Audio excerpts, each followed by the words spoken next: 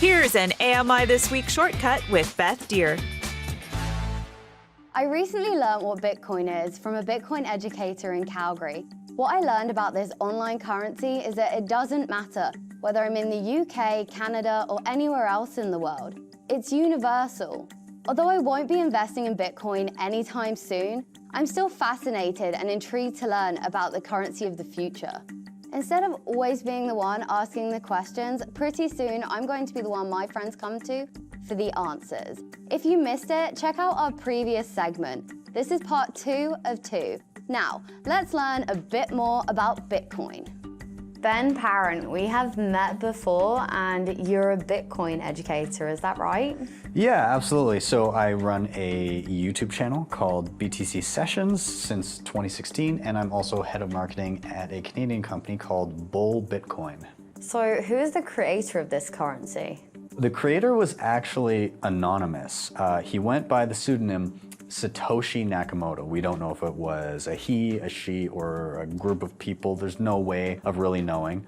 A lot of people point to the fact that the creator of Bitcoin was anonymous as worrisome, but I'll tell you why it's not necessarily.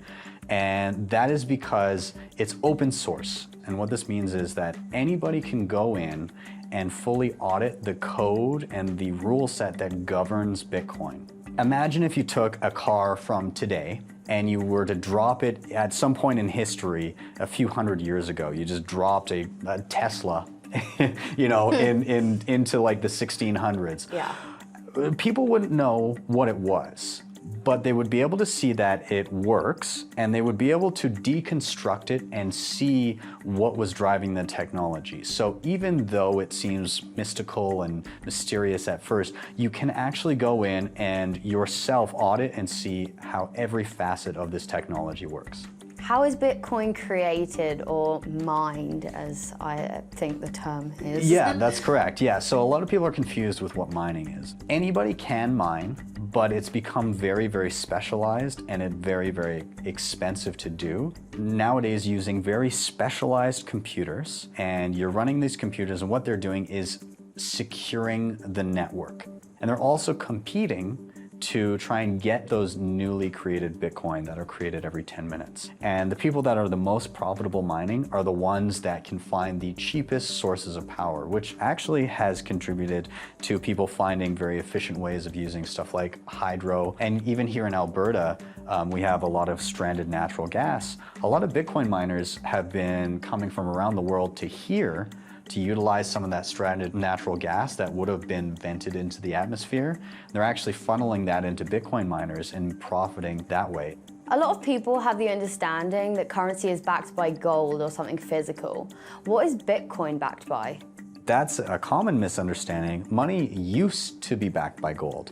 Money hasn't been backed by gold since 1971, whereas Bitcoin is backed by the world's most robust computing network that we've ever seen, and it's governed by the underlying rules of the network. Things like there will only be 21 million coins. It's a harder promise than anything that we get out of a central bank nowadays. So how do people use Bitcoin? So you can use it a variety of ways. Some people like to use it as a hedge against their own currency. They're worried that their currency is going to have a lot of inflation, and so they hold something that's not governed by any central government. Other people use it as a way to transact internationally across borders very easily and quickly. Bitcoin wallets are free. There's lots of them. You can get them on an iPhone or an Android phone or on your computer, and it takes a couple minutes to set up, and you can essentially start transacting right away. Typically, you have to either earn Bitcoin or buy it somewhere. Can you pay your bills or buy things with Bitcoin?